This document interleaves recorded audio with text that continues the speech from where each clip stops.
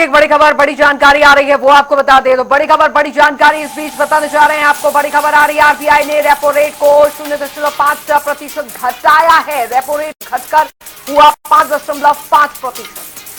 तो home loan समेत अब सभी कर्ज सस्ते होंगे क्योंकि रेपो रेट घटाया गया है। लगातार तीसरी बार रेपो रेट में कटौती की गई है। भारत में अब निवेशकों के लिए भरपूर मौके हैं, ये रिजर्व बैंक ऑफ इंडिया की ओर से कहा गया है। दुनिया में भारत का ग्रोथ रेट सबसे तेज है, यानी कि अब भारत की अर्थव्यवस्था में जो मजबूती है वो इसी तरह से जारी रहेगी। रेपो रेट जो है वो घटाया गया और इससे अब कर्ज या लोन जो है वो उसकी दरें सस्ती होंगी। बिल्कुल, होम लोन समेत सभी कर्ज होंगे सस्ते।